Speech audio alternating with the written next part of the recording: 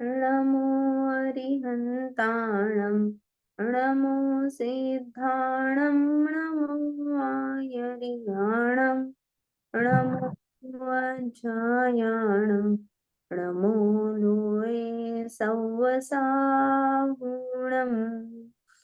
नत्वा जिनेन्द्रं गतसर्पदोषं सर्वज्ञदेवं हितदर्शकं च श्रीजैन सिद्धांत प्रवेशिकेयं विरचते स्वल्पधियां हिताय।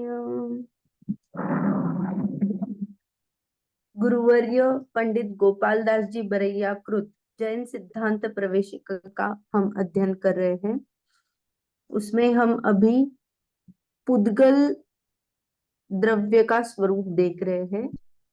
उसमें से कल हमने मैक्सिमम जो पार्ट है, जो स्कंद के भेद है, वो देखा था। जो स्कंद के 23 भेद है, उसमें से हमने वर्गणाओं की चर्चा कल की थी, उसका रिवीजन हुआ था। अभी हम जो सूक्ष्म और स्थूल की अपेक्षा पुद्गल के जो भेद कहे जाते हैं, उसका हम यहाँ पे उसके बारे में थोड़ा सा पढ़ेंगे। तो जैन तत्व परिचय का ही ये थोड़ा सा पार्ट है, जिसमें पुद्गल का भी रिवीजन हो जाएगा। तो इसीलिए मैंने आज ऐसा वाला रिवीजन नहीं लिया है। तो ये डायरेक्ट हम यहाँ से पढ़ेंगे। मैं आपको बताती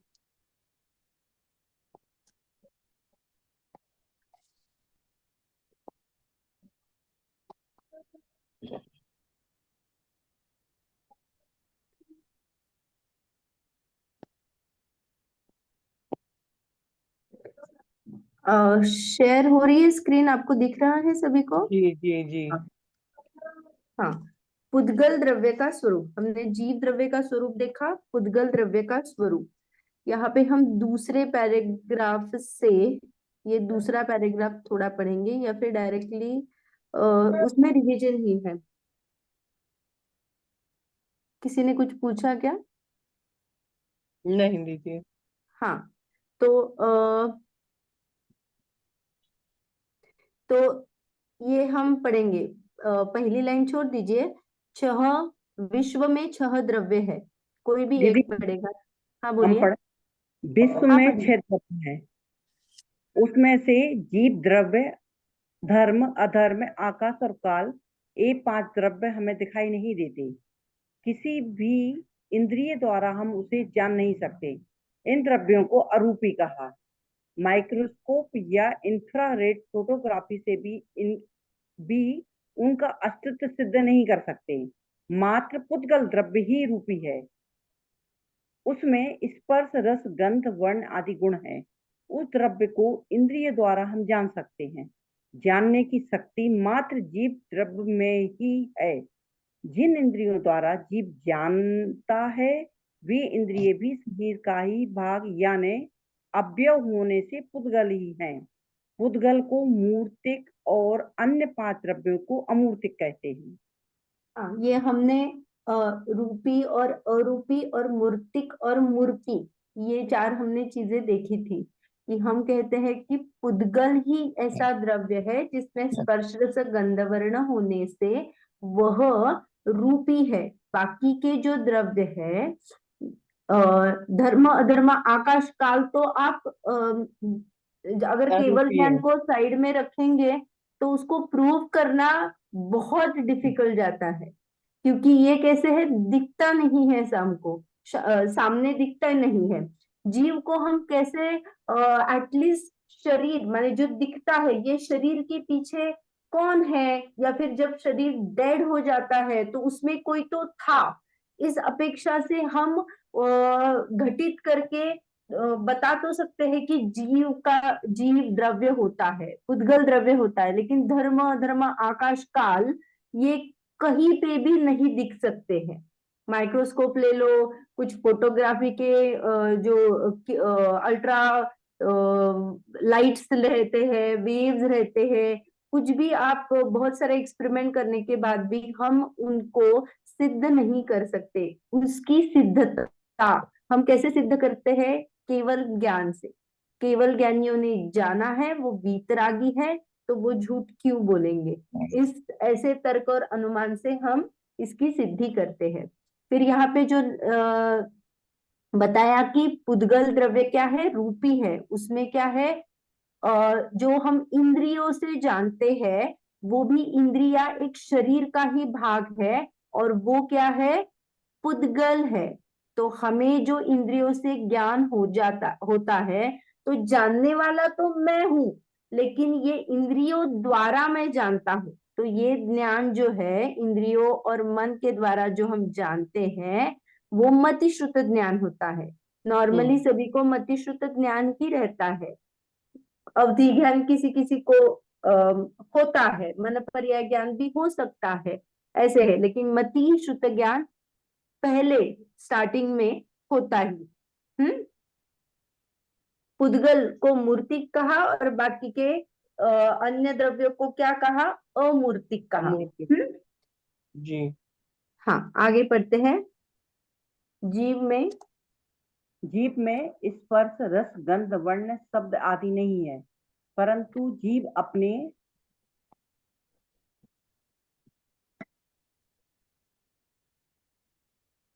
आप को जान सकता है। यह ज्ञान दर्शन शक्ति अर्थात जानने देखने की शक्ति मात्र जीव में ही है, अर्थात जीव को चेतन कहते हैं। जीव को छोड़कर अन्य 5 द्रव्यों को अचेतन कहते हैं। ये हमने द्रव्य जो कैटेगरी की थी पहले, कौन कौन से चेतन है, कौन कौन से अचेतन है, कौन कौन से रूपी है, कौन कौन से अरूपी है, सिर्फ इतना ही यहाँ पे बताया गया है। आगे पढ़ते हैं। 6 द्रव्यों, 6 एक द्रव्य। दूसरे को अवगाहन देते हैं। यह मैं पहले ही लिख चुकी हूँ। जिस क्षेत्र में जीव द्रव्य व्याप्त है, उसी क्षेत्र में रहने वाले शरीर को जीव जानता है। परंतु आश्चर्य और दुर्भाग्य की बात यह है कि उस शरीर में ही जीव ने 100 की कल्पना कर ली है। जानने की शक्ति तो जीव की है, परंतु वह शरीर की ही है, ऐसी भ्रांति इस जीव को हो गई। जानने वाला खुद को ही नहीं जानता, सबसे बड़ा दुर्दैव और क्या हो सकता है। शरीर को मैं मानने के कारण शरीर संबंधी चीजों को मेरा माना गया। पुद्गल का स्वरूप ज्ञान न होने के कारण ही यह सब गड़बड़ और घोटाला हो गया। हाँ, तो यहाँ पे क्या बता रहे हैं कि जीव को जीव नहीं जाना, पुद्गल को पुद्गल नहीं जाना। ये जो शरीर के साथ मेरी मिलीजुली अवस्था है, इसको ही मैंने पूरा जीव माना, ये मैं। और फिर मेरे संदर्भ में जो भी आता है वो सब मेरा, ऐसी मेरी भ्रांति है। तो यहाँ पे कितना अच्छा लिखा, जानने वाला खुद मैं हूं, लेकिन मैं खुद को ही नहीं जानता। इससे बड़ा दुर्दैव क्या हो सकता है। कितनी बड़ी बात दुर्दैव थी का कि अर्थ हम क्या होता है दीदी? आ, दुर्दैव का अर्थ दुर्भाग्य होगा। हाँ, दुर्भाग्य। इतनी माने दीदी आप अपना वीडियो चालू करिए, वीडियो चालू नहीं है आपका। हाँ, दिख रहा है। हाँ जी। हाँ, तो इससे बड़ी जो बुरी बात है वो क्या हो हाँ। सकती है। मैं जानने वाला हूँ, ये शक्ति सिर्फ जीव में ही है। वो मैं जीव हूँ और मैं खुद को ही जान नहीं पा रहा हूँ। ये शरीर को मैंने अपना मानकर ये स्व की कल्पना ही गलत कर दी है, और इसी से ये गड़बड़ घोटाला हो रहा है, ऐसा वो कह रहे हैं। अभी देखिए, इन्होंने एक बहुत अच्छा एग्जाम्पल दिया है। आगे पढ़िए। तुम कहोगी कि जब पुद्गल से जीव द्रव्य भिन्न ही है, तो फिर केवल जीव द्रव्य की ही जानकारी दो, अन्य बातों की क्या आवश्यकता है। परंतु रोजमर्रा की जिंदगी में भी हम देखते हैं कि जिन चीजों की मिलावट की संभावना होती है, उन चीजों का ज्ञान भी आवश्यक है। जैसे सोना और पीतल, इन दोनों धातुओं के लक्षण ज्ञात होंगे तो ही सोना खरीदते समय ठगाएंगे नहीं। हीरा खरीदते समय हीरे के साथ साथ कांच के गुणधर्म भी ज्ञात होना जरूरी है। इसी यहाँ पे, प्रकार हाँ नहीं, एक मिनट, यहाँ पे ये कहना चाहते हैं, देखिए, हम पूरे पुद्गलों से भरे हुए हैं, मुझे जो जो दिखता है वो सब पुद्गल है। तो जैसे मैंने अन्य जीव को भी देखा तो भी वो शरीर सहित होने से क्या है, मेरे सामने शरीर ही दिखता है मुझे, उसमें से वो असंख्यात प्रदेशी अमूर्तिक वाला जीव नहीं दिखता है। तो ये सब भरा हुआ जो पुद्गल है उसमें से मैं जीव को छाटूंगी कैसे? इसीलिए मुझे जीव के गुणधर्म और पुद्गल दोनों के गुणधर्म पता होने चाहिए। जैसे जी यहाँ पे एग्जाम्पल दिया सोना और पीतल, अगर मुझे सोना खरीदना है, इतनी उसकी वैल्यू है, तो मुझे पीतल के बारे में अगर नहीं पता होगा तो मैं क्या हो जाऊंगी, पीतल को लेके घर आ जाऊंगी और बोलूंगी मैंने सोना खरीदा, तो मैं क्या हो गई, ठग गई, मैंने गलती कर दी पहचानने में। वैसे ही कांच और हीरा, मुझे अगर कांच के गुणधर्म नहीं पता है अच्छी तरह से तो मेरे से गलती हो ही सकती है ना। तो इसीलिए जो जो दिख रहा है पुद्गल, इसको अच्छी तरह से हम जानेंगे तो क्या हो जाएगा, ये जो जो दिख रहा है वो मैं नहीं हूं, ये भी नास्ति से अगर हम तय कर ले तो फिर क्या हो जाएगा, हम अस्थि की तरफ जाएंगे, ये मैं नहीं नहीं नहीं नहीं नहीं नहीं, और फिर कौन मैं, ऐसा हमारा चिंतन बढ़ेगा फिर, क्योंकि ये गुणधर्म जानने से पुद्गल के कितने सारे भेद यहाँ पे पुद्गल पुद्गल पुद्गल से भरा हुआ है, ये मैं जानूंगी, अंदर से श्रद्धा पूरा हो जाएगा कि ये पुद्गल। फिर मुझे स्व और पर का भेद विज्ञान करने में डिफिकल्टी नहीं जाएंगी, क्योंकि धर्म अधर्म आकाश काल के बारे में हमारा इतना ज्यादा संपर्क नहीं आता है जिससे हमें कंफ्यूजन हो, लेकिन पुद्गल तो क्या हमारे सामने ही रहता है जो कंफ्यूजन क्रिएट करने वाला है, तो उसको हम पढ़ रहे हैं। इस प्रकार जीव और शरीर आदि और शरीरादिक पुद्गल के विषय में समझना चाहिए। शास्त्रों में पुद्गल के बारे में जो विस्तृत वर्णन है उसका एकमात्र कारण यही है कि जीव पुद्गलों में अहम पना करता है, उसके साथ अनेक विशेष होने रूप कल्पनाएं करता है। उन पुद्गलों को जानकर मैं उनसे भिन्न हूँ, उन रूप नहीं हूँ, ऐसा समझना होगा। पुद्गल के परमाणु और स्कंद ऐसे दो भेद हैं जिसका दूसरा विभाग नहीं हो सकता। ऐसे सबसे छोटे पुद्गल को परमाणु कहते। सच कहो तो परमाणु ही पुद्गल द्रव्य है। एक दो या सेकंड रुकिए, हाँ दो यहाँ या पे दो देखा, परमाणुओं का यहाँ पे बल है। पद स्कंद परमाणु कहते और स्कंद ये दो पुद्गल के भेद कहे गए हैं, लेकिन परमाणु को क्या डेफिनेशन कहा, जिसका दूसरा विभाग नहीं हो सकता नहीं है। हो सकता। द स्मॉलेस्ट यूनिट ऑफ पुद्गल जो होता है वो परमाणु है, और उसको ही एक्चुअली में पुद्गल द्रव्य कहते हैं, शुद्ध पुद्गल द्रव्य वही है। तो अशुद्धता क्यों आती है, जब कुछ भी हम मिला लेते हैं तो वो अशुद्ध हो जाता है। कोई भी द्रव्य दूसरे के साथ जब मिल जाता है तो वो अशुद्धता को प्राप्त होता है, क्योंकि उसका अस्तित्व नहीं रहता, उसके साथ कुछ तो मिल जाता है। जी हाँ, तो ये, हाँ आगे पढ़िए, स्कंध के बारे में यहाँ पे बताएंगे। स्कंद दो या दो से अधिक परमाणु का बंध होता है, उसे स्कंद कहते हैं। स्कंद में दो, अनेक, असंख्य या अनंत भी परमाणु हो सकते हैं। हाँ, तो ये स्कंद कितना बड़ा हो सकता है और कितना छोटा हो सकता है, तो दो परमाणुओं का भी स्कंद हो सकता है, फिर अनेक माले संख्यात हो सकता है, असंख्यात हो सकता है, और अनंत परमाणु मिलके भी एक स्कंद, बड़ा स्कंद हो सकता है। तो ये परमाणु स्कंद के ऐसे नंबर वाइज भेद किए। अभी ये देखिए, अभी ये जो स्कंद है, तो स्कंदों के भेद करने की अपेक्षा यहाँ पे स्थूलता और सूक्ष्मता से हम भेद कर रहे हैं। अभी जैसे गेहूं लिया, तो गेहूं, उसकी थुली, भरड़, रवा, आटा, मैदा, ये अगर आप लाइन में रखोगे तो आपको पता चलेगा कि अरे वो जो बड़ा वाला गेहूं था वो बहुत छोटा छोटा छोटा छोटा छोटा छोटा हो रहा है। तो मैदा एकदम फाइनेस्ट क्या होता है, पाउडर ऑफ गेहूं का होता है।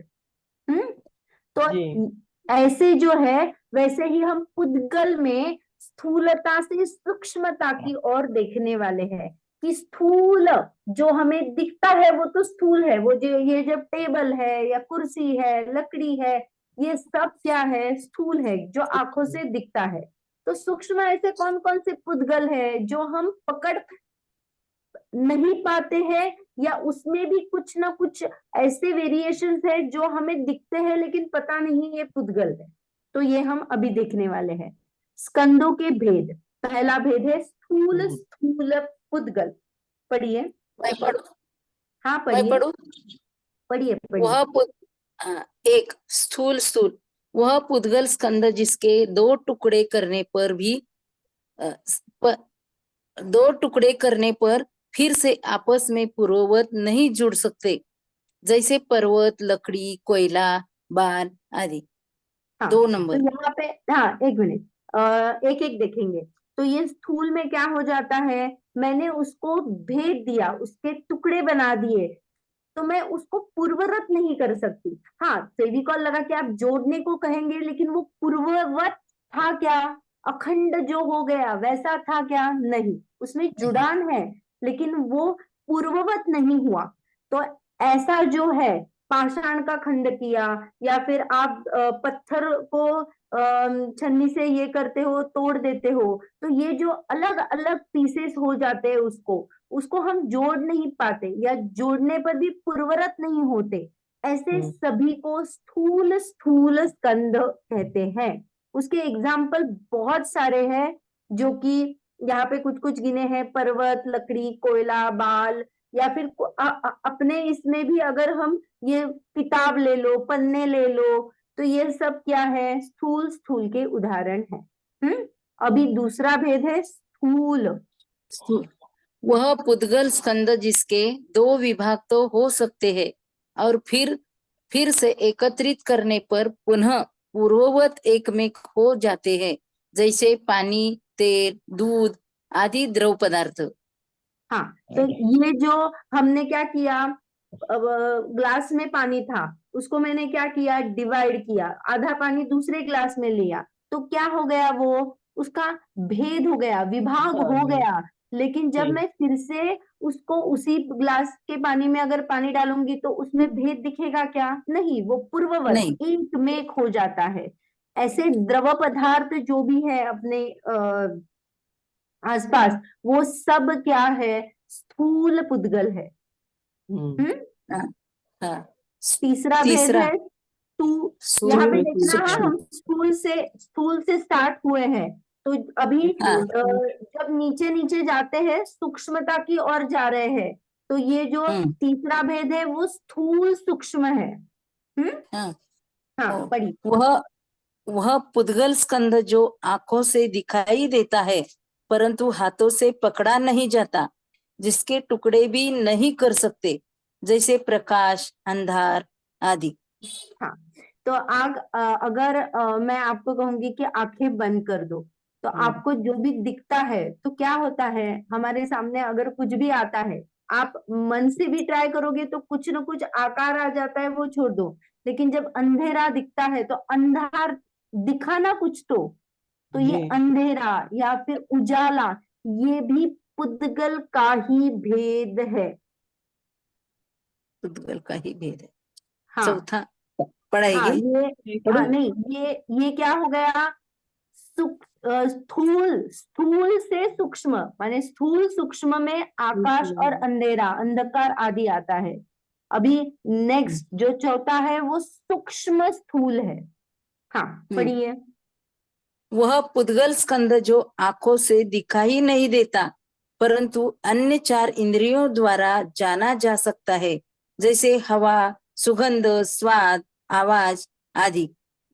हाँ तो ये क्या है, अभी इससे और डीप हो गए। क्या है, पुद्गल स्कंद जो आंखों से नहीं दिखाई देता। पहला जो था स्थूल सूक्ष्म, उसमें क्या है, आंखों से ही देख सकते थे, अन्य इंद्रियों से वो पकड़ नहीं आता। मुझे अंधेरा फील हो सकता है क्या, सूंघ सकती हूँ नहीं, क्या मैं अंधेरा को, नहीं, तो वो नहीं। इंद्रिय सिर्फ चक्षु इंद्रिय का विषय है, प्रकाश और अंधकार। और स्थूल सूक्ष्म में आंखों में भी नहीं दिखता है, तो अन्य 4 इंद्रियों से जाना जा सकता है। तो स्थूल सूक्ष्म में आंख लिया और सूक्ष्म स्थूल में अन्य इंद्रियों द्वारा जा सकता है। जैसे हवा जब होता है तो हम फील करते हैं, जब ब्रीज आती है तो अरे ठंडक का जो हमें एहसास होता है, तो ये हवा क्या है? सूक्ष्म स्थूल पुद्गल का भेद है। सुगंध क्या है? तो ये परमाणु ही है, उसमें एक गुण सुगंध वाला गंध गुण हाईलाइट हुआ, लेकिन वहां पे स्पर्श रस गंध वर्ण सभी पाए जाते हैं। तो ये सूक्ष्म स्थूल भेद है। हाँ, स्वाद या आवाज कर्ण इंद्रिय का विषय, ये ध्वनि जो यहाँ से वहां क्या हो जाती है, ट्रांसफर हो जाती है। हाँ। तो ये सब क्या है? ये सूक्ष्म सूक्ष्म स्थूल का विषय है। तो ये सब पुद्गल है। पांचवा भेद सूक्ष्म। सूक्ष्म वह पुद्गल स्कंद जो किसी भी इंद्रियों द्वारा जाना नहीं जा सकता। इसका उदाहरण है कारमान कारमान वर्गना। कारमान वर्गना से जो बनता है उसे द्रव्य कर्म या कारमान शरीर कहने में आता है। हाँ, हमने पिछले कारमान। क्लास में जब 23 वर्गणा में कारमान वर्गणा देखी है, तो ये जो कारमान वर्गणा माने क्या होती है? 8 कर्मों से बनती है। जो ज्ञानावरण दर्शनावरण आदि है वो कर्म है। तो ये कारमान वर्गणा किसी भी इंद्रियों से नहीं जानी जा सकती। ये बहुत सूक्ष्म बात है पुद्गल का। तो ये कारमान वर्गणा से जो बनता है, तो ये द्रव्य कर्म कहा। द्रव्य कर्म माने क्या? एक्चुअली वहां पे जो पुद्गल है, कारमान शरीर है, जो कारमान वर्गणा से बना हुआ है, जो जीव के साथ अभी है, और उसमें कर्म है, माने बंधे हुए कर्म है मेरे साथ, वो द्रव्य कर्म हो गए। और मेरे परिणाम जो होते हैं वो भाव कर्म में आ जाता है। तो यहाँ पे द्रव्य कर्म की बात चल रही है, जीव की बात नहीं चल रही है। तो यहाँ पे द्रव्य कर्म माने पुद्गल लेना, प्रॉपर एग्जिस्टेंस ऑफ अ पुद्गल द्रव्य। जो कारमान शरीर है वो द्रव्य कर्म ही कहते हैं। जो 8 कर्मों से है बना हुआ, मैंने 8 कर्म उसमें क्या हो जाते हैं? स्टैक हो जाते हैं। जैसे जैसे परिणाम हो जाते हैं वैसे वैसे कर्म कारमान वर्गणा जो ठसाठस भरी हुई है हमारे वातावरण में, वो कर्म रूप कन्वर्ट होके ये कारमान शरीर में माने कारमान शरीर उससे बनता है। तो ये कारमान शरीर मेरी प्रॉपर्टी है, जो हमारे साथ कब तक रहेगी? जब तक हम सिद्ध नहीं बन जाते, तब तक मेरे साथ ये कारमान शरीर रहने वाला कारमान है। शरीर रहेगा। इसीलिए उसको मेरी प्रॉपर्टी कहते हैं, क्योंकि वही लेके जाने वाले हैं ना आगे। तो ये कारमान वर्गणा हो गई सूक्ष्म वाली। अभी छठवा भेद है सूक्ष्म सूक्ष्म। सूक्ष्म सबसे सूक्ष्म स्कंद जैसे 2 या अधिक परमाणुओं से बनी अन्य वर्गनाई। प्रवचन में नहीं, अभी रुकिए। तो ये जो लास्ट का भेद है सूक्ष्म सूक्ष्म, तो हमने जो देखा था, ये कारमान शरीर भी बहुत सारे कर्मों से बनता है, माने कारमान वर्गणा से बनता है। तो ऐसा नहीं है सिर्फ उसमें 2 स्कंद माने 2 परमाणुओं से बना हुआ है। तो इतना सूक्ष्म है कि सिर्फ 2 परमाणु बंधे हो या 3 हो, तो ये तो बहुत छोटी बात हुई ना।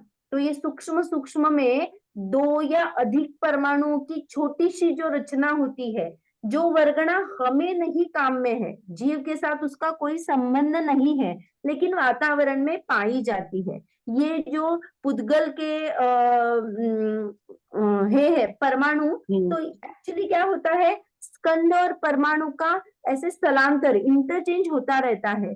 अभी स्कंद है, उसमें से कुछ परमाणु क्या हो गए? छूट गए, कुछ परमाणु उस स्कंद में आके मिल गए, तो मैं स्कंद रूप हुई। लेकिन कुछ परमाणु जो छूट गए हैं वो भी शुद्ध परमाणु हो सकते हैं ना। एक परमाणु छूट गया तो वो शुद्ध हो गया, लेकिन वो किसी दूसरे को जाके चिपक गया तो क्या हो जाएगा? फिर अशुद्धता को प्राप्त होगा, फिर स्कंद रूप हो जाएगा। तो ऐसा उनमें क्या होता रहता है? ये शुद्धता अशुद्धता का खेल चलता रहता है पुद्गल में। ये बहुत सूक्ष्म कथन है, ये हम नहीं जान सकते। सूक्ष्म सूक्ष्म कहा इसीलिए उसको। जान नहीं सकते, इसको सूक्ष्म सूक्ष्म कहते हैं। हाँ, ये बहुत माने ऐसा नहीं है कि केवल भगवान नहीं जानते, क्योंकि केवल भगवान नहीं जानते तो यहाँ पे बताते भी नहीं। हाँ, तो ठीक। ये जो वर्गणाएं है ना, मैं आपको सिर्फ नाम बताती हूँ। 23 वर्गणा है ना, उसमें देखो एक ही परमाणु जो होता है उसका कोई भेद नहीं होता है, उसको अणु कहते हैं। फिर जी। संख्यात अणु, असंख्यात अणु, अनंत अणु, फिर आहार वर्गणा, फिर अग्राह्य, तेजस अग्राह्य, भाषा अग्राह्य, मनोवर्गणा अग्राह्य, कारमान, ध्रुव, सांतर निरंतर, शून्य, प्रत्येक शरीर, ध्रुव शून्य, बादर निगोद शून्य, सूक्ष्म निगोद, नभो, महास्कंद, ऐसी 23 वर्गणा है। तो इसका विवरण है, ऐसा नहीं है कि इसका विवरण नहीं है, लेकिन मुझे अभी इतना जानने से मैं आपको अगर बताती हूँ कि संख्यात अणु माने कितने अणु होते हैं, क्या है, उसके बारे में हम डिटेल जानकारी लेंगे, तो मुझे क्या जानना था, मुझे मोक्ष मार्ग में ये एक्चुअली में कार्यकारी है क्या। तो इसका हम थोड़ा सा ये करेंगे, विचार करेंगे, तो ऐसा लगता है कि नहीं, जितना कार्यकारी है उतना पहले ग्रैब कर लो, पहले उसमें चढ़ो, फिर टाइम मिला तो ये बहुत सारा है, इतनी जिनवाणी अगाध है कि आप दिन में माने 24 घंटे भी पढ़ोगे डेली तो भी वो खत्म नहीं होने वाली है, इतनी अगाध। तो ये सब 23 वर्गणा के नाम होते हैं, उनके भेद होते हैं। तो ये जो छोटे छोटे स्कंद है उसको हमने सूक्ष्म सूक्ष्म कहा है। अभी एक्चुअली इसके आगे जो है ना वो ठीक है, पढ़ लेते हैं, क्योंकि इसके आगे जो पुद्गल का ही 23 वर्गणा का जो है ना वही वो लेने वाले हैं। पढ़िए प्रवचन में प्रवचन में उद्गल स्कंदों का यह वर्गीकरण सुनकर इंद्रजीत ने तुम्हारे दादा से कहा था कि आपका यह वर्णन सुनकर मैटर की सॉलिड सॉलिड, लिक्विड और गैसियस और गैस स्टेटस यानी अवस्थाएं सिद्ध होती है, उस वजह से अन्य भेद भी हम मान्य कर सकते हैं। विज्ञान के दृष्टिकोण से विश्लेषण करके उसने जो निष्कर्ष निकाले वह प्रयत्न मुझे सराहनीय लगा। औरंगाबाद का इंद्रजीत, सातारा का शिरीष, मुंबई का राजेश, ये सब इंजीनियर है और जैन सिद्धांत में विशेष रुचि रखने वाले युवक है। रुचि रखने वाले जब युवक है। ये क्या होता है, जब अभी के युवा जो रहते हैं उनको अगर हम साइंस, वो स्कूल में साइंस पढ़ रहे हैं, तो उनको कुछ ना कुछ मैटर या उसके states, liquid state, gaseous state, ये सब उनको पता है। तो वो बहुत क्या करते हैं, काउंटर क्वेश्चन करते हैं कि ये कैसा होता है, वो कैसा होता है। तो यहाँ पे ये सब जैन सिद्धांत में यही बताया है कि ये जो मैटर क्या कहा, पुद्गल कहा, उसका पहले जो भेद हमने देखा था, स्थूल, स्थूल ये क्या हो गया, सॉलिड स्टेट हो गई, फिर स्थूल क्या हो गया, लिक्विड स्टेट हो गई, और फिर जो बाकी के है वो ये क्या है, नियर अबाउट कुछ कुछ है, वो क्या है, गैसीय स्टेट में है ना।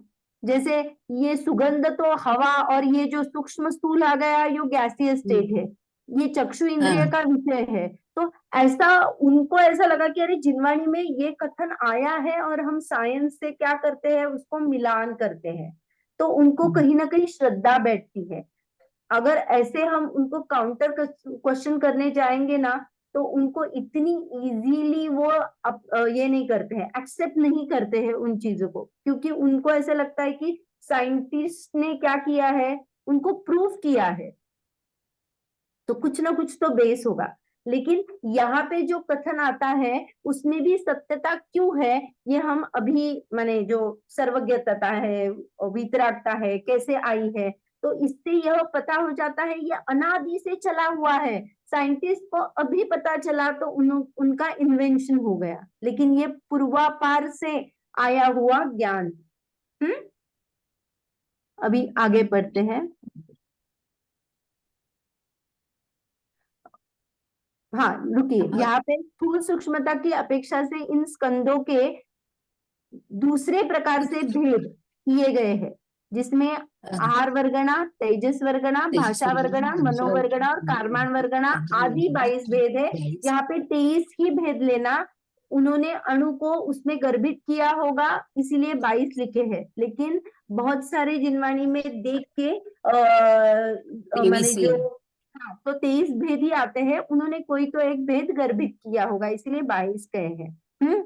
तो आहार वर्गना हमने पढ़ी है, सिर्फ यहाँ से पढ़ रहे हैं, उसके बारे में कुछ अगर है तो मैं अभी मैंने हमने कल एक्चुअली आहार वर्गना, तेजस वर्गना का देखा था, थोड़ा सा डिस्क्रिप्शन, भाषा और मनोवर्गना रह गई है, लेकिन अभी आहार वर्गना का भी पढ़ लेते हैं। पढ़िए। पढ़ूं, मैं पढ़ूं? पढ़ू क्या? हाँ पढ़िए, कौन पढ़ू? कोई भी पढ़िए एक। मैं पढ़ूं? आहार वर्गना, यह वर्गना सबसे स्थूल है। इस औदारिक, वैक्रियिक और आहारक शरीर बनते हैं। तिर्यंच तिर्यंच मनुष्य, देव, नारकी जीवों के नारकी जीवों के शरीर आहार वर्गना से हमें जो दिखाई देती है वे चीजें आहार वर्गना से बनी है, जिसे आपको कट होके आ रहा है क्या? आपका साइड, कट, हाँ साइड कट हो रहा है। हाँ मुझे ऐसा लग रहा है क्योंकि आगे का नहीं आ रहा है। हाँ हाँ ठीक है, बस। अभी मैं आपको यहाँ से ही एक्सप्लेन कर देती हूँ। देखिए आहार हाँ वर्गना हमने क्या देखी थी, आहार वर्गना क्या है, सबसे स्थूल है। स्थूल है। ये हाँ पुद्गल स्कंद से क्या बनता है, 3 शरीर बनते हैं, औदारिक, वैक्रिक और आहारक शरीर, आहार। ये हमने देखे थे। हाँ औदारिक, वैक्रिक और आहारक शरीर किससे बनते हैं, आहार वर्गना से बनते हैं। मनुष्य, तिर्यंच, देव, नारकी देव, जीवों नारकी के जीवों शरीर के शरीर सबसे आहार वर्गना बनता है, क्योंकि क्या हो गए, मनुष्य तिर्यंच का औदारिक हो गया और देव नारकी का वैक्रिक हो गया, तो उनका रॉ मटेरियल क्या है, तो आहार वर्गना है। आहार हम हाँ तो ये शरीर तो बना, और हाँ हमें जो दिखाई देते हैं, ये जो चीजें हैं वो भी आहार वर्गना से बनी हुई है, जैसे मिट्टी है, पत्थर है, लोहा, लकड़ी, वस्त्र, वनस्पति, तिर्यंच, मनुष्य आदि का शरीर जो भी हमें दिख रहा है वो आहार वर्गना से बना हुआ है। तो इसके लिए ना हम ऐसा भी कह सकते हैं, देखिए हमने ये देखा था कि पुद्गल में एक क्वालिटी होती है जो वो क्या करता है, चेंज होता रहता है, ये पुद्गल के ही भेद है ना। अगर हम कहेंगे कि पृथ्वी, प्रकाश, हवा, जल, ये सब हमने जो अभी देखा, तो ये क्या है, पुद्गल के ही भेद है ना, स्थूल सूक्ष्म जी, की अपेक्षा से देखे थे। तो अगर हम फोटोसिंथेसिस को देखते हैं वनस्पति कायिक जीव में, तो वनस्पति कायिक का जो हम कहते हैं कि वो बढ़ती कैसी है, उसको पृथ्वी लगती है, फिर क्या है, प्रकाश से उसका क्या हो जाता है, अन्न बनता है, उसको हवा भी चाहिए, जल भी चाहिए, इससे क्या हो जाती है, वनस्पति बढ़ती है। तो ये सब पुद्गल के शरीर का परिणमन हो रहा है, तो ये जो पुद्गल ही उसमें क्या हो रहा है, रूपांतरित हो रहा है। जो प्रकाश था वो क्या हो गया, प्रकाश जो स्थूल सूक्ष्म जो परमाणु माने स्कंद थे वो क्या हो गए, वो उसका उनका परिणमन हो गया और वो वनस्पति कायिक में माने वो जो पुद्गल का शरीर है उसमें कन्वर्ट हो गए। तो ये कन्वर्जन हमेशा चलता रहता है, हमें सिर्फ ये पता होना चाहिए कि ये पुद्गल में कैसे कन्वर्जन होता है। तो अन्य मत कहीं कहीं पे ऐसा बोलते हैं कि ये जल, अग्नि, ये जो है ना, इनके परमाणु ही अलग जाति के होते हैं, ये कभी कन्वर्ट नहीं होते। अग्नि के परमाणु की जो भी स्टेट है वो उनके अलॉटेड फिक्स परमाणु है कि ये अग्नि वाले ही है, ये पानी वाली है। तो ऐसी मान्यता नहीं है। जैनिज्म में इंटरचेंज बोला है। इंटरचेंज माने अगर वो जलकायिक का शरीर है तो वो परमाणु अगर उससे छूट जाते हैं, कुछ परमाणु, सभी नहीं, लेकिन कुछ परमाणु अगर जलकायिक के छूट गए तो जल ही जिसका शरीर है वैसे वो कन्वर्ट होके अग्नि रूप या अन्य रूप हो सकते हैं। ये समझ में आया? जी। हम्म, हाँ, तो ये जो ऑलवेज चेंज जो है, परमाणुओं का रूप जो है ऑलवेज चेंज होता है, ये पंचास्तिकाय गाथा 5 में कहा है। परमाणु टू स्कंद, स्कंद टू परमाणु, ये इंटरचेंज हो जाता है। लेकिन कुछ श्लोक वार्तिक में ये भी कथन है कि कुछ परमाणु ऐसे भी होते हैं जो कभी भी स्कंद रूप नहीं होते। ऐसे परमाणु लॉट है जो कभी स्कंद रूप नहीं हुए, वो परमाणु स्टेट में ही है। तो ऐसी कुछ परमाणुओं की कैटेगरी हमने जितने 23 वर्गना देखी, उसमें से ऐसे हो सकते हैं जो स्कंद रूप नहीं हुए। तो ऐसा भी एक कथन आता है। हाँ, तो दीदी कौन से परमाणु जो स्कंद रूप नहीं होते? नहीं, कुछ परमाणु को कुछ कहा है। गया है जो स्कंद रूप नहीं होते। मैंने ऐसे वर्गणाओं में कुछ कैटेगरी जो वर्गणा अच्छा हमने अच्छा। देखी ना, हाँ उसमें से कुछ स्कंद ऐसे हो सकते हैं कि जो अभी तक क्या हो गए, हाँ स्कंद रूप नहीं हुए। जैसे हम कहते हैं ना, बहुत सारे जीव क्या है, निगोद में अभी भी है, लेकिन संसार अवस्था माने जो एकेंद्रिय पर्याय है उसको उन्होंने छोड़ा ही नहीं कभी तक, वो उसी निगोद में ही है, कभी संसार अभव्य। में आए हाँ, ही नहीं। ऐसे जीव अच्छा हम कहते हैं ना, वैसे ही यहाँ पे वो पुद्गल के बारे में जाना। ये श्लोक वार्तिक का कथन है कि कुछ परमाणु जी ऐसे हैं जो स्कंद रूप होते जी जी। ही नहीं। हम्म हम्म, तो ये आहार वर्गणा के बारे में। आहार वर्गणा के बारे में कुछ भी डाउट है क्या? क्योंकि हम फिर आगे देखेंगे।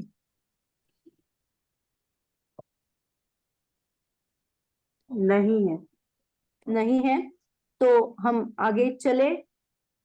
चल मैंने अभी आहार वर्गणा का मैं पूछूंगी, मैं जवाब नहीं दूंगी। अभी पूछना है तो आप मुझे पूछना कुछ भी सवाल। अगली बार मैं आहार वर्गणा के बारे में आपको क्वेश्चन पूछने वाली हूँ। ठीक है। ठीक है। ये जो 3 शरीर बने हैं आहार वर्गणा से, उसका एक चार्ट है मेरे पास। आपके पास, किसी के पास तत्वार्थ सूत्र की तालिका है क्या? तालिका नहीं नहीं। ये दिख रहा है नहीं आपको? नहीं, है, ठीक है। मेरे पास है। हाँ, जिसके पास है वो पेज नंबर 37 पे ये तीनों शरीर के बारे में एक चार्ट बना हुआ है। मैं इस पेज का फोटो आपके ग्रुप में आज डाल दूंगी, तो कोई माने ऐसी दिक्कत नहीं आएगी। ये तत्वार्थ सूत्र अध्याय 2, हाँ, उसमें शरीर का जो वर्णन है, उसमें 36 का जो सूत्र नंबर 36 है, उसमें ये कहा है कि औदारिक, वैक्रिक, आहारक, तेजस और कारमान, ये 5 शरीर होते हैं। उसमें फिर सूक्ष्मता की ओर कौन कौन से है, तो पहले से एन तक सूक्ष्म सूक्ष्म सूक्ष्म होता जाता है, ऐसा उन्होंने कहा है। फिर यहाँ पे मैं आपको अभी अगर दिख रहा है तो सिर्फ बताती हूँ कि ये जो औदारिक है उसका स्वामी कौन है, तो मनुष्य और तिर्यंच है। उसका स्वरूप कैसा है, तो स्थूल शरीर है। फिर सूक्ष्मता तो सबसे क्या है, स्थूल शरीर है औदारिक शरीर। और उसमें प्रदेशों की संख्या कितनी है, माने कितने परमाणुओं से ये बनता है, तो सबसे कम। अभी आप कहोगे कि स्थूल शरीर कहते हो लेकिन परमाणु तो कम लगे, ये ऐसा ही मैजिक है। परमाणुओं की संख्या बहुत कम लगती है स्थूल शरीर बनने के लिए। फिर वैक्रिक शरीर है जो देव और नारकियों का है स्वामी। स्वरूप है कि जो एक, अनेक, सूक्ष्म, स्थूल, हल्का, भारी आदि हो सके। यहाँ पे हमने जो पृथक और अपृथक विक्रिया देखी थी उसी की यहाँ पे चर्चा है। फिर ये जो औदारिक से सूक्ष्म वैक्रिक शरीर है और औदारिक से असंख्यात गुणाहीन प्रदेशों की संख्या है, सॉरी ज्यादा, असंख्यात गुणा ज्यादा प्रदेशों की संख्या है। तो औदारिक के लिए जितने परमाणु लगे उससे असंख्यात गुना ज्यादा वैक्रिक शरीर बनाने के लिए लगे। परमाणु की संख्या बढ़ी पर सूक्ष्मता घटी, वो और सूक्ष्म हो गए। फिर आहारक शरीर, ये भी हमने देखा था, 6वें गुणस्थान वर्ती आहारक रुधिरादि मुनिराजों को होता है, जो जी कि क्या होता है, जो सूक्ष्म पदार्थ का निर्णय व संयम की रक्षा हेतु वो अगर मन में कुछ शंका हुई या वंदना का भाव हुआ तो वो निकलता है। ये वैक्रियक से भी सूक्ष्म होता है और वैक्रियक शरीर से फिर असंख्यात गुना परमाणु बढ़ते हैं उस शरीर बनाने माने शरीर की रचना में। ये तेजस शरीर हमारा तेजस हो गया है, लेकिन यहाँ से पढ़ेंगे और फिर वहां से मैं दिखाती हूँ। तेजस वर्गणा कोई भी एक पढ़िए। इस पढ़ूं? वर्गणा, हाँ पढ़िए। इस वर्गणा से तेजस शरीर बनता है। इस तेजस वर्गणा के कारण शरीर में कांति एवं उष्णता उत्पन्न होती है। हाँ, हमने तेजस वर्गणा देखी थी। तेजस वर्गणा से तेजस शरीर बनता है, इतना ही उसका क्या है, उस वर्गणा का रोल है।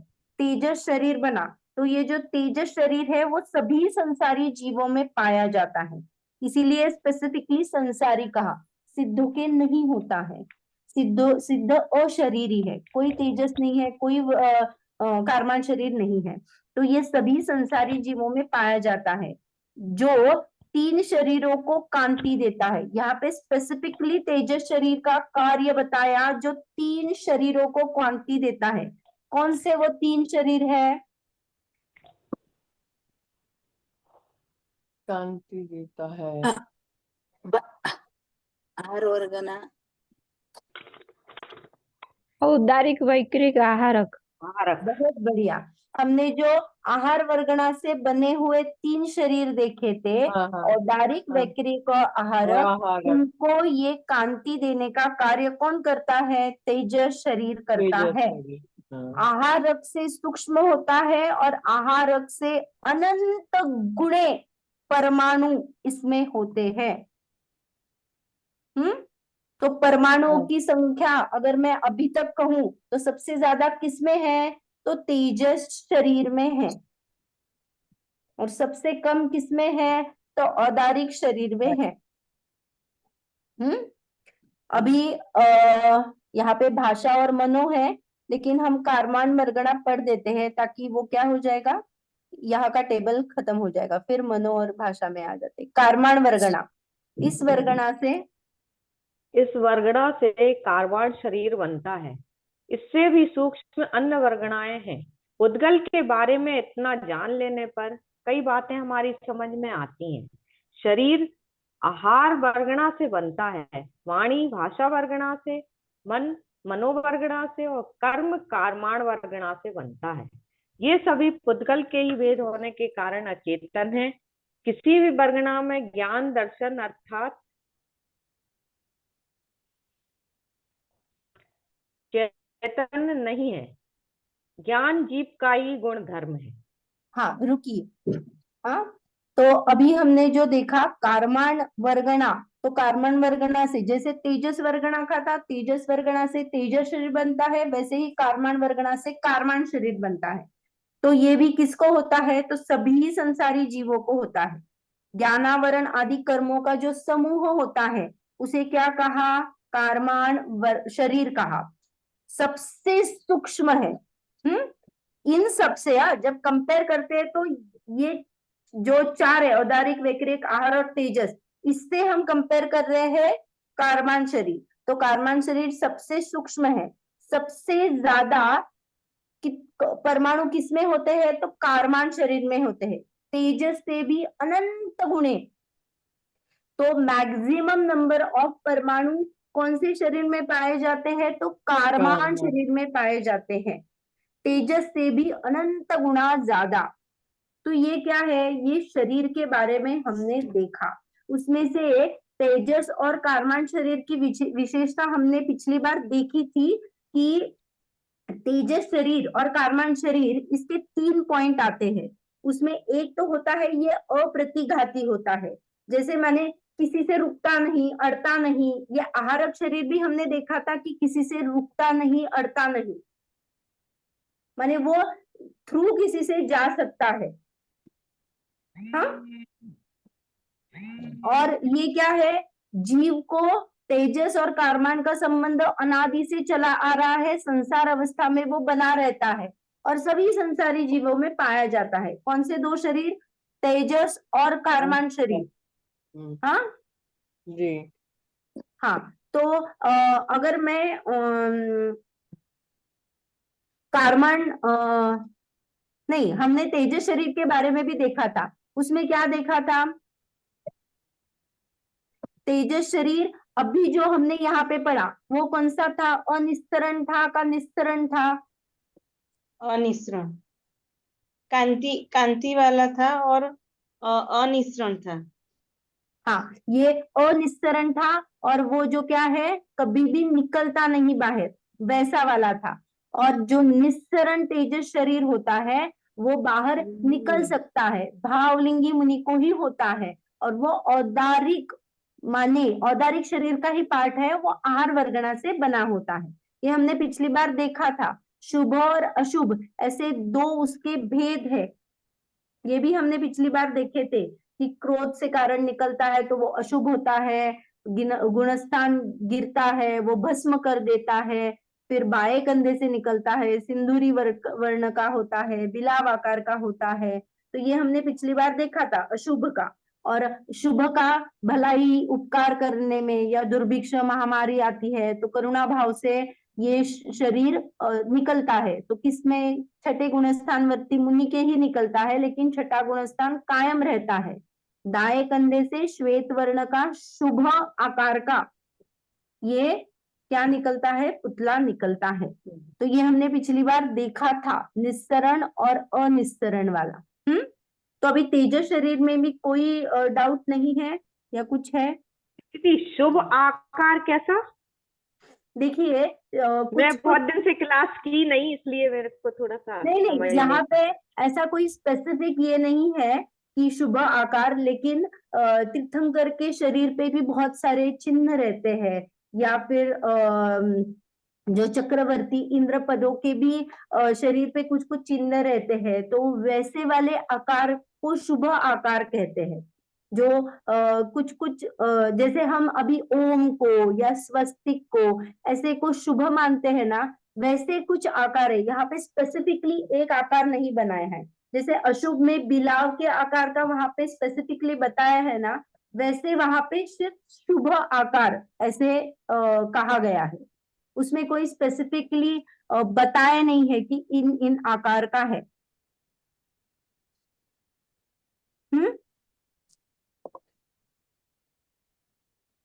तो अभी हम भाषा वर्गणा और मनोवर्गणा पढ़ेंगे। तो भाषा वर्गणा क्या है? तो इस वर्गणा के कारण आवाज यानी ध्वनि बनती है। विज्ञान में भी हम ध्वनि लहरी या रेडियो के द्वारा पकड़ सकते हैं, ऐसा हमने देखा था। और उससे भी लंबाई माने लंबाई क्या करते हैं, नाप सकते हैं कि कितनी साउंड वेव्स कहाँ से आ रही है, कहाँ पे खत्म हो जाती है।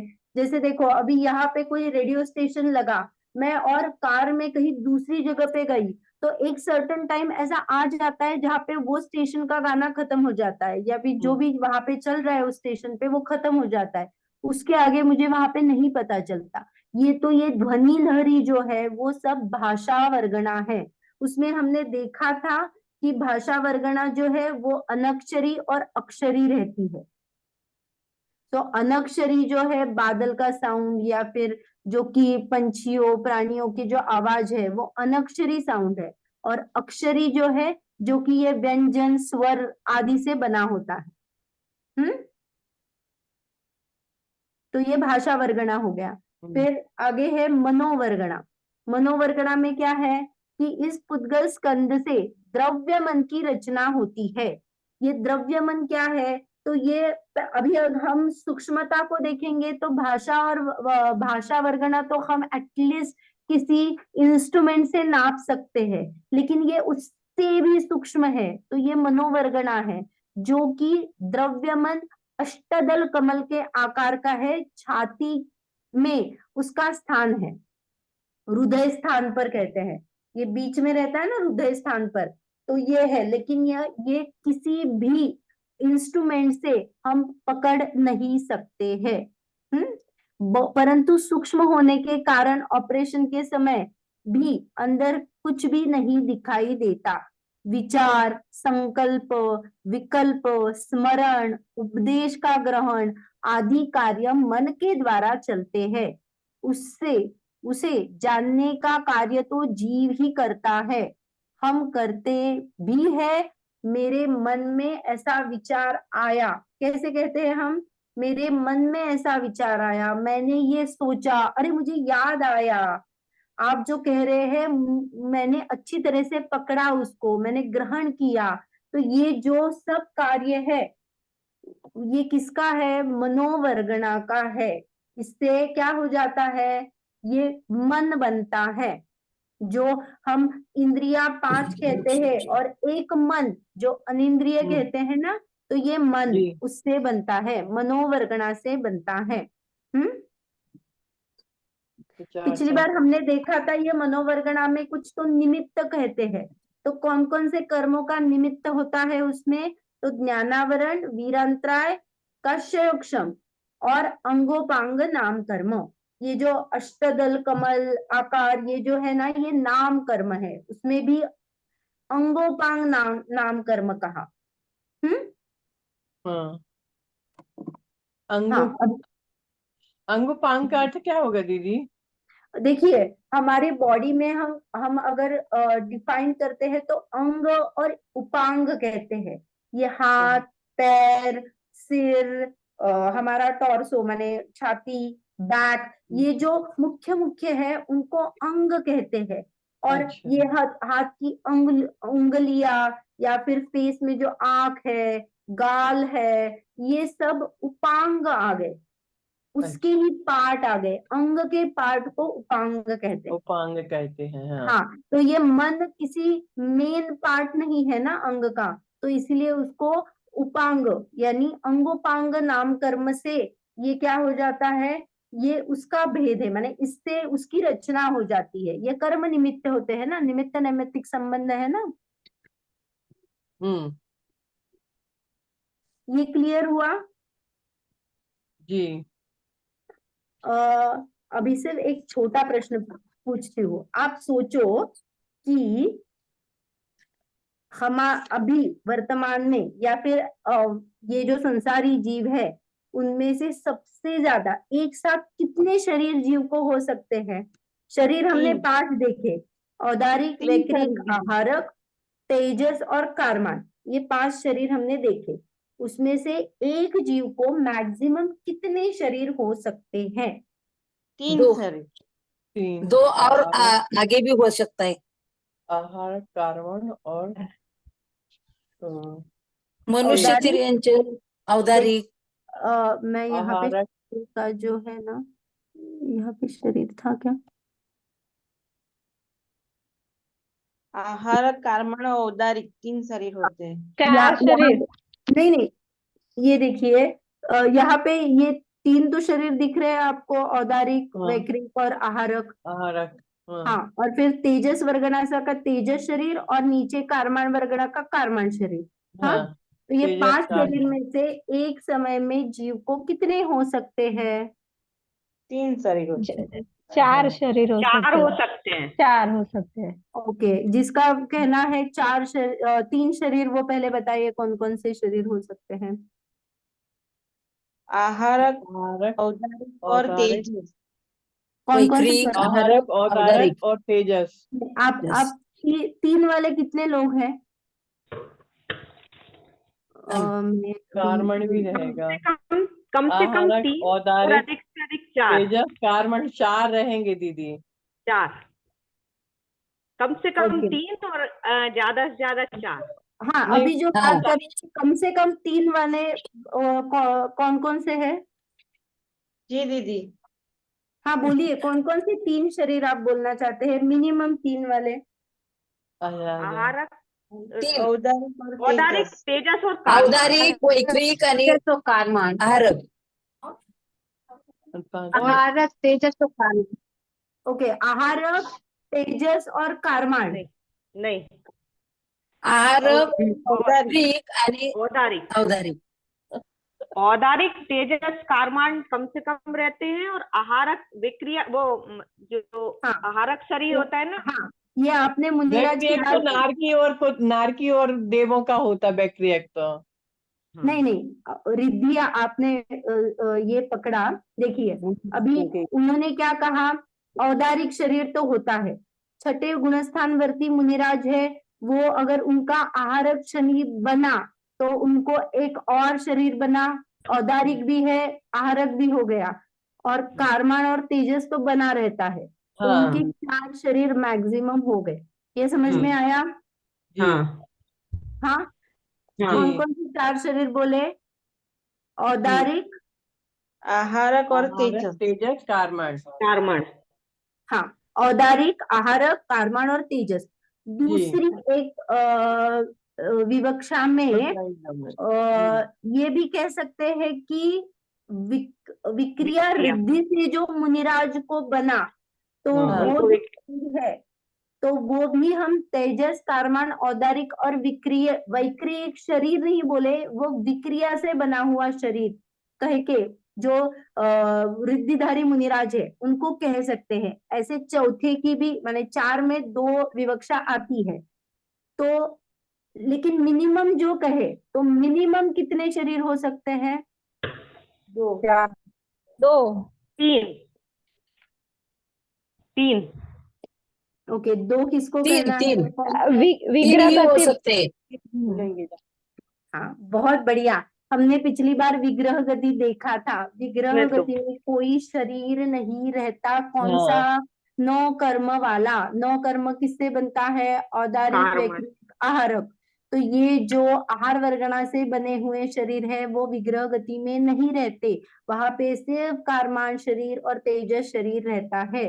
तो इस अपेक्षा से एक साथ मिनिमम सिर्फ 2 शरीर कारमान और तेजस बने रह सकते हैं, वो भी कितने? जो मोड वाली है, अगर मैं कहूं कि मैंने क्या किया, यहाँ से मेरा मरण हो गया और तुरंत मैं पैदा हो गई, समय भेद नहीं है, तो क्या हो जाएगा? वहां पे शरीर आहारक हो जाएगा, क्योंकि उसको समय ही नहीं लगाना, तुरंत ही वो क्या हो गया? आहार वर्गणा ग्रहण की और जन्मा वहां पे। लेकिन अगर मुझे कहीं दूर जाना है, सीधा जाके वहां पे मोड़ वाली कहते हैं, मुझे टर्न लेना पड़ेगा, तो वो जो मोड़ वाली विग्रह गति है उसमें मैं क्या हो सकती हूँ? 2 ही शरीर वाली हो सकती हूँ, तेजस और कारमान वाली। कारमान। हाँ। हाँ, 3 शरीर कहाँ हो सकते हैं? एक तो अपना जो है नॉर्मल दीदी, औदारिक। जैसे सीधा जानना है तो कौन कितने शरीर साथ में रहेंगे? 2 ही। सीधा सीधा तेजस जाना और तो कारमान। 2 ही शरीर रहते हैं।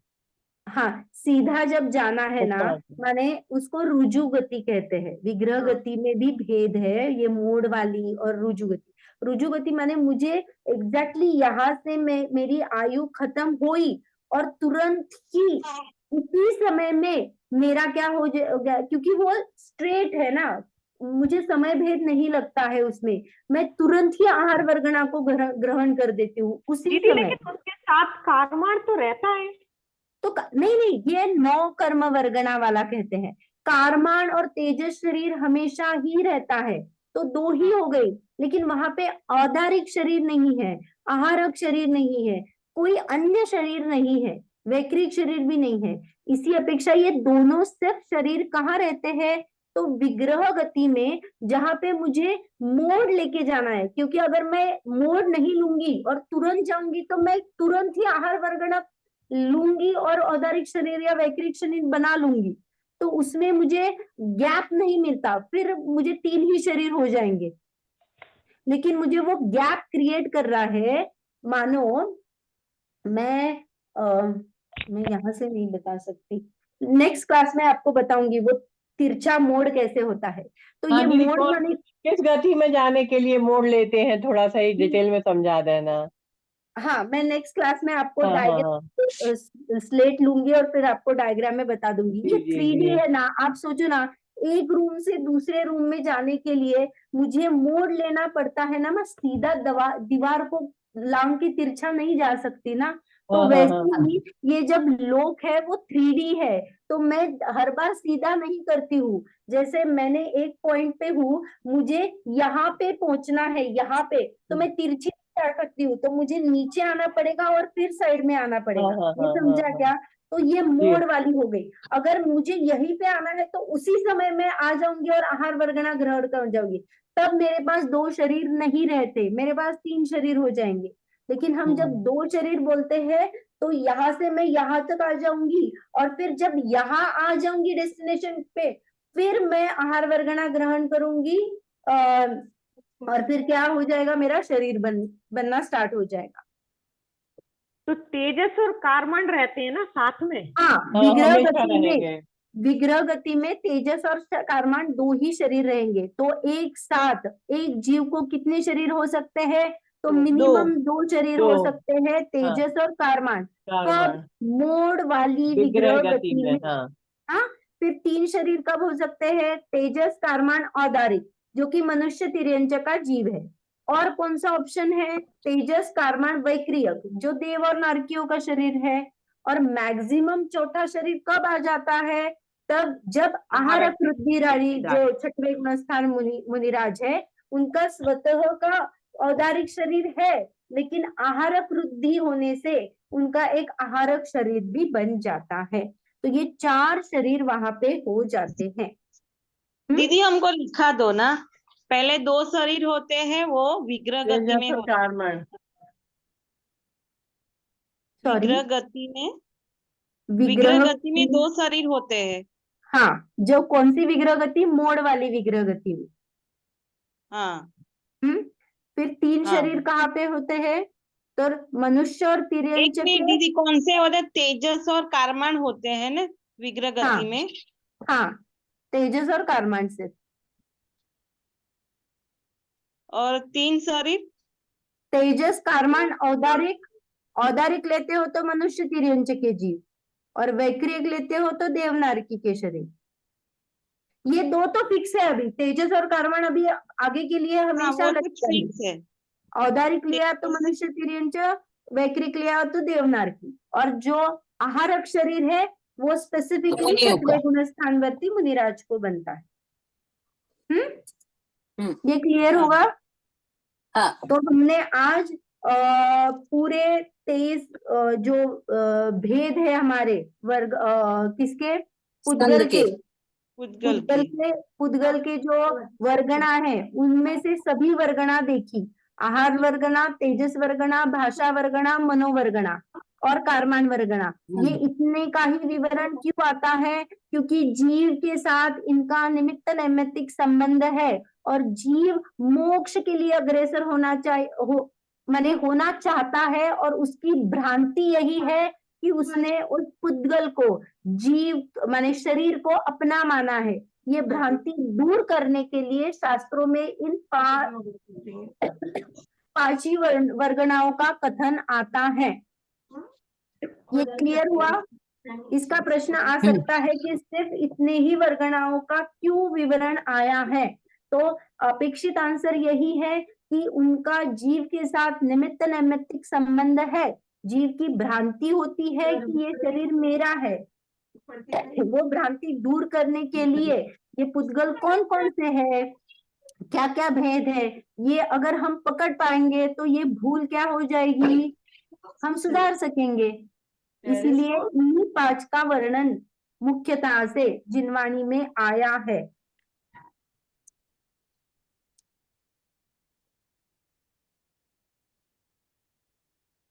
हुआ क्लियर? जी दीदी। तो अपना टाइम हो चुका है, ठीक है, ये कल लेते हैं। कल क्लास 3 से 4 ही रहेगी। अभी जिनवाणी स्तुति करते हैं, फिर किसी को कुछ पूछना है तो पूछेंगे। निज निधि निज बताए यह अनंत उपकार है, इसके लिए जिनवाणी माँ को वंदना शत बार है, वंदना शत बार है।